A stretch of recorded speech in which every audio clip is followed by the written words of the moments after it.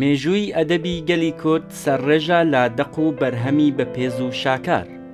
ئەو مێژوەش بەڵگەی زیندوو حاشا هەڵنەگری نەتەوەیەکە کە بەردەوام لەلایەن نەیارانیەوە حاشای لێکراوە. ئەو مێژووە هەوراز و لێژیەکی زۆری تێپەڕاندووە. تەنیا بنکەومە کۆوجگایەک کە خزمەتی زمانی ئەو نەتەوەیەی کردووە، هەر ئەو مێژووە بووە کە سەدان نووسەر و شاعری مەزنی لێ هەڵکەوتووە.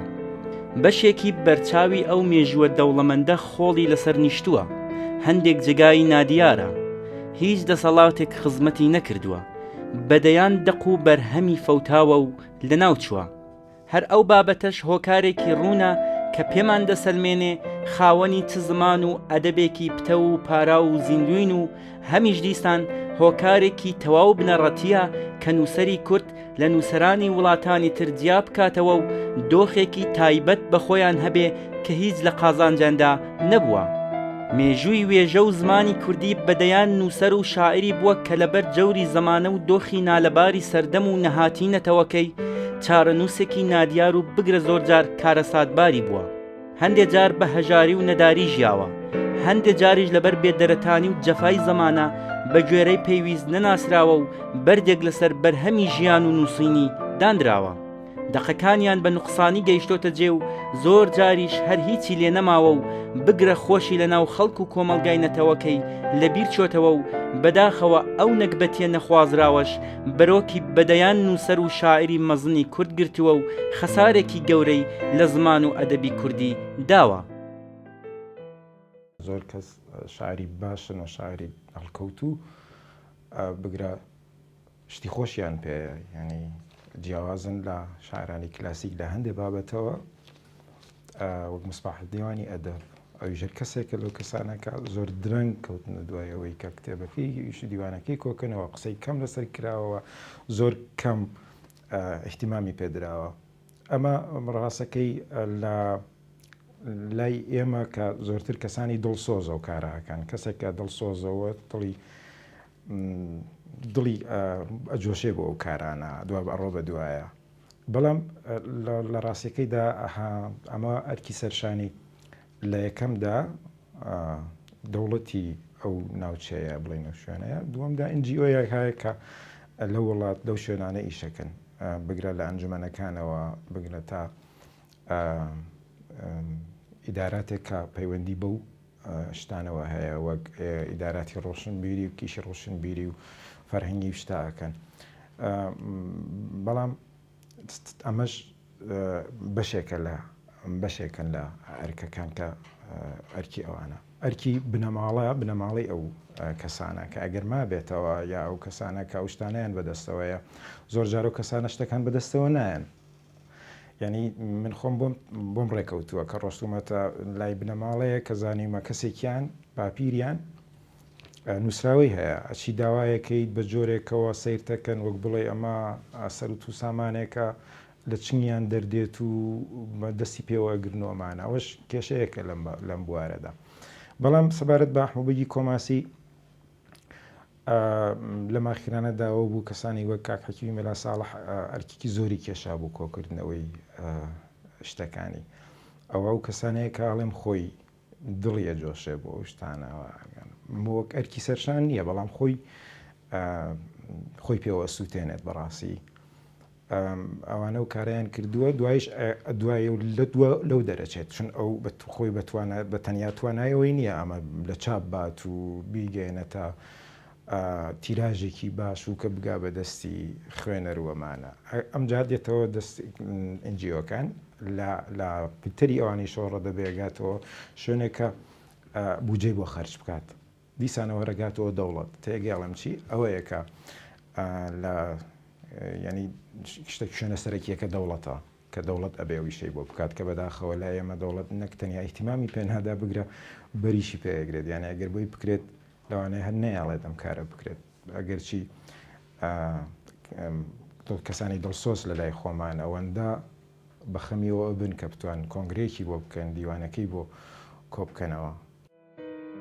ئەحمەد بەگی کۆماسی یەکێکە لە شاعیرانی مەزن و ناوداری کورد کە بەداخەوە بە گوێرەی پێویست هەوڵ و هەنگاو بۆ زۆرتر ناساندنی ئەو شاعیرە نەدراوە و تا ڕادەیەک ناو و ناوبانگی کەم لە ناو کۆمەڵگای کوردستان زرنگاوەتەوە.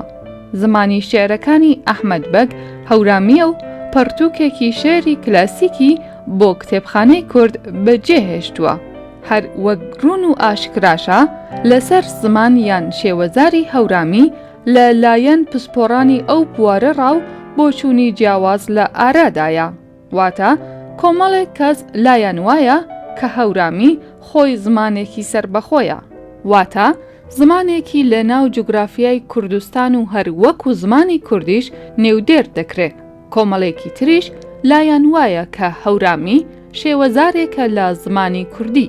ئەو زمانە یان ئەو شێوەزارە خاوەنی دەقگەلێکی یەکجار ناوازە و شاکارە کە کتێبخانە و مێژووی ئەدەبی کوردی پێگەشاوەتەوە. خاوەنی دەیان دەقگەلی شێعری و چیرۆک و حکایەت و ئەفسانەی سەرسوڕهێنەر و بەپێزە. کۆمەڵە شێعرەکەی ئەحمەد بەگی کۆماسیش نمونەیەکی جوان و شاکاری شێعری کلاسیکە کە بەو زمانە هاتوۆتە بەرهەم.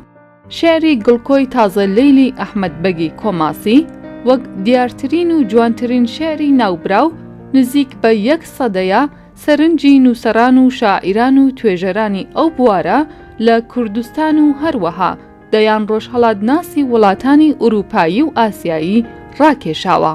هەرکات ناوێک لە زمان و ئەدەبی کوردی هاتووە، لە تەنیشتەوە ناوی ئەحمەد بەگی کۆماسیش بە خێرایی لە مێشکدا دەزرنگێتەوە و شەپۆلان دەدا. بۆ ئەو باسە کە هەورامی زاراوەیەک لە زمانی کوردی یانە بە پێچوانەوە من لەسەرەوە ڕایم کە هەورامی زمانە و حەزەکەم هەمووشمان پێداگیربین لەسەر و باسەک لەبەرەوە کە کۆنترین دەقەکانی کوردی لە کرمانجی باشوور هەمووی بە هەورامی کۆنترینیان هەمووی بە هەورامی نووسراوە لە بێسارانی و بگرە تاکاتەوە ئەخیرانە لە زمانی سۆرانی لە نالیەوە بەملاوە ئەوە دەرەقیەکات و پێ نووسرێت و ئەمانە گینە بەر لەوە تەنانەت نامەی بینی ئەمیرەکانی کوردیش زۆربیان بە هەورامی نووسراون. زمانی هەورامی ئەو فاکتەرەی هەیە ئەو چەند فاکتەرە کە زمان ناسان بۆیان داناوە کە زمانی سربەخۆ بێت و ئەوەش کە باسی ئەوە کرێت کاڵێن چەند بەرەکی و دوو بەرەکی ئەمانە من بۆم پێم نییە چون کابرای هەورامی خۆی بە زمانی هەورامیڵێ یعنی بە هەورامی نووسراوە ئەم تێکستە کاڵێ هەرچەند مەواشا فارسی شەکەرن کوردی جەلای من بەش شیرینترن کەوای ئەم کابراکە خۆی بە هەزاراوی هەورامی نووسیوێتی پێی وایە کە هەورامی کوردن تێگەڵم چی سەرڕایەوە بە زمانی زانیوە بۆیە پێی نووسیوە بەڵام لەسەر ئەو ڕایەیە کە هەورامی کوردن خۆیڵێ هەر بەو زاراوە بەو زماناڵێ هەرچەند مەواشا فارسی شەکەرن کوردی جەلای من بەش شیرینترن ئەمە بە هەورامیە تێگەڵم چی ئەو بۆ چونانە جێی ترس نییە بگرا جێی شانازیش بواە بۆ میلەتێک کە خاوەنی چەند زمانە لەوانەیە گەر زۆری لە بکۆڵیتەوە زمانی بتوانی بڵی چەند زمانە کورد ئەوەیە. ئەحمەد بەگی کۆماسی سەرڕاوە لە ناوچەیەک ژیاوە کە بە سۆرانی قسەیان کردووە بەڵام وتم پێت چون ئەو کاتە زمانی نوێشتار زمانی زاڵ بۆ نوێشتار زمانی هەورامی بووە تەنانەت ئەمیرەکانی کوردیش میرنشینەکانی کورد هەمویان زۆربیان نەبڵێم هەمویان زۆربیان بە هەورامی نامەکانیان گواستوەتەوە بۆ یەکترین یان شتی تر شاعرانی تەنیا بڵێن ئەحمەد بەگ نییە شاعرانی تریش وەڵام شاخانی ئەردەڵانێک هەیە کە سنەی یاد بەناوەکە دیارە خەڵکی سنەیە بگرە زۆریش لە تاران ژیاوە لە سەردەمی ناسرەدین شاوە بزانم لەو سەردەمانەیە بووە کەچی ئەو شارە بەناوبانگی هەیە بە هەورامی میرزام زامی حەی ئەفلاتون فامان حەکیمانی حەی دانایانی دەور دانشکردن تەی پەی ئازارە دڵ نیشاندا دووبەی ئەمە مەبەستمەوەیە کە زمانی هەورامی یعنی ئەحمەد بەگ بە ئەنقەست هەڵی نەبژاردووە زمانێک بووە زمانی زاڵ بووە زمانی زاڵی ئەو کاتە بووە بۆ نووسین ئەوە ئەحمەد بەگ لەو بازنەیە بە تایبەت نییە مەبەستمەوەیە کە بۆ شوێنگەی ئەحمەد بەگ پرسید لەو باسەیە ئەوەیە کە زمانی زاڵ بۆ نووسینە و کاتە زمانی هەورامی بووە. ئەحمەد بەگ کە بە خاڵۆی کۆماسی ناوبانگی دەرکردبوو، کوڕی خوالێ خۆش بوو عەبدوڵڵا بەگ کە سەرۆکی عەشیرەتی کۆماسی بوو. کۆماسی هەڵکەوتوو لە نێوان شارەکانی مەریوان و سنەیە. سەبارەت بە مێژووی ژیانی هەر ئەوەندە ڕوون بۆتەوە کە هاوکات و هاوزەمەنی مەلا عەبدوڕەحیمی تاوەگۆزی لە مەودای ساڵەکانی 1221 هەتا 1300 هەتاوی بووە، بەڵام تەمەن و مێژووی لەدایکبوونی بە چەند جۆر دەژێردرێتەوە. عەلاعەددین سەجادی لە بەشی باخی شاعرانی ژمارەی 541 نووسیویەتی کە لە مەودای ساڵەکانی 1210 تا 1293 هەتاوی ژیاوە. لەلایەکی تریش ئەندامانی ئەو عەشیرەتە نووسیویانە کە ئەحمەد بەگ لە ئاوایی پیرخزران لە تەمەنی 45 ساڵیدا کۆچی دوایی کردووە و دایکیشی ناوی خاتوو پەریزاد بووە. ئەوەی کە لەسەر ژیان و زەمەنی ئەحمەد بەگ ئاشکرا و ڕوونا ئەوەیە کە ناوبرا و هاوسەردەمی شاعری ناوداری کورد مەولەوی بووە و لە سەردەمی حکوومەتی قاجاری ژیاوە. بە پێی زانیاریەکان و جێرانەوەیەکی جیاوازتر ئەو کات ناکۆکی ئەحمەد بەگ لەگەڵ قاجارەکان دەبێتە هۆکارێک کە لە شار و زێدی خۆی دوور بخرێتەوە و دەچێتە بەشی باکووری ئێران. بە درێژایی مێژووی کورد کە هەر کوشتن و کوشتنی تیا بووە، لاوانەوە و شینگێڕی لە ئەدەبی زارێکیە زۆر بووە، بگرە زۆر جار سینە بە سینەش هاتووە تا گەشتووەتە دەورانەی ئێمە کە دایکێک کوڕەکەی تیا چووە لاواندوێتەوە هەر بە کێش و سەرواوە، ینی هەر بە کێش و سەروا و ینی وەک شەعر لاواندوێتەوە، شینگێڕی بۆ کردووە. وەک مەکتوبیش نا لە مەکتوبیش ئەمە پێش ئەحمەدی کۆماسی لە مەموزینە هەمانە، هەر کەسایەتیەکی ناو مەموزین کە تیاچێت خانی شینگێڕی بۆ کات کە بینینەوە لە بیت بێژەکانە زۆر جار کە ئەو کاریگەریە قوڵە غەمگینەی لەسەر ئێمە ئەبێت شینگێڕیەکە کە بۆ مەم کراوە یان بۆ خاتوزین کراوە یان بۆ خاتو خەچ کراوە زانی یان بۆ ئەمانە کە تیاچن شینگێڕی بۆ ئەکرێت لە مەکتوب، ینی مەکتوب کراوە شێنە. بەڵام ئەوە کە ئەحمەدی کۆماسی لێرە بەرجەستا بێتەوە و تایبەتمەندیانەیە کە گەڵکۆی تازەی لێل هەیەی گەڵکۆی تازەی لێل ئەوتم پێت پێشەوە کە تایبەتمەندیەکی خاصی خۆی هەیە کە ڕادەکێشەوە زۆر زوو ئەتکا بە هاودڵ و هاودەردی نووسەرەکە، این لەگەڵ یا خەمگینە بیت لەگەڵ یا ئەڕۆیتە بەرەوە تا لەگەڵ معشوقەکەی کە مردوویشە و توێژەکەت و تۆ ئەبی بە بەشێک لەو گێڕانەوە. ئەوەیە کە محموودی کۆماسی یان خاڵی کۆماسی جڵە و کێشی شینگێڕی نییە، بەڵام بە گەڵکوی تازەی لێل خۆی لەم بازنەیە بەرجەستە کردووەتەوە. تایبەتمەندێکی تر لە ئەحمەدی کۆماسی ئەوەیە کە کەسایەتێکی زۆر تاوجێگی من بزانم کەسایەتێکی زۆر کاریزمایەکی زۆر بەقوەتی هەبووە، لەبەرەوە کە بەڕادەیەکی زۆر مەولەوی ئەو شاعرە گەورە خۆشی ویستووە و شعرێکی بەناوبانگی هەیە بۆی کە بێتاقەتی ئەبێت، یعنی کە داوەتی بۆکە بۆ لای خۆی کە ئەگەڕێتەوە هەر وەک شینگێڕی بۆ کاتووە یەخی فەڵک ئەگرێت کە ئەزانی ئەڕۆتەوە بۆ هێشتوو بێت، یان کە ئەزانێکی ئەڕۆتەوە کە ئەحمەدی کۆماسی و تایبەتمەندیەشی هەبووە کە زۆر کەم باس کراوە. کاتێک کە ئەحمەد بەگ لە زێدی خۆی دوور دەکەوێتەوە، مەولەوی لەو پەیوەندیەدا شعرێک دەنووسێ و دواتر ئەحمەد بەگ وەڵامی دەداتەوە. بەپێی ئەو نووسراوانەی کە لە نێوان مەولەوی و ئەحمەد بەگ هاتوۆتە ئاراوە، دەگەینە ئەو ڕاستیە کە بە پێچەوانەی ئەو شتەی کە باوە و دێڵێن ئاستی خوێندەواری ئەحمەد بەگ لە ڕادەیەکی بەرزدا بووە. شارەزای زانستە ئەدەبیەکان بووە و هەروەها زۆربەی شاکارە ئەدەبیەکانی ئەو کاتی فارسی بەباشی خوێندۆتەوە. مەلەکە شوعەرای بەهار لە باسی شعر و شعرناسیدا لە ئێران یادێک لە شعرە بەناوبانگەکەی ئەحمەد بەگی کۆماسی واتە گڵکۆی تازەلەیل دەکاتەوە و دەڵێ ئەو شعرە یەکێکە لە شاکارەکانی ئەدەبیاتی کوردی. ناوبراو دواتر دوو بەیتیش لەو شعرە وەردەگێڕێتە سەر زمانی فارسی. ئەحمەد بەگی کۆماسی لە شعری گڵکۆی تازەلەیلدا لەو پەڕی جوانیدا بە زمانێکی تەواو شاعرانە خەفەتی لە دەستدانی هاوسەرەکەی دەجێڕێتەوە.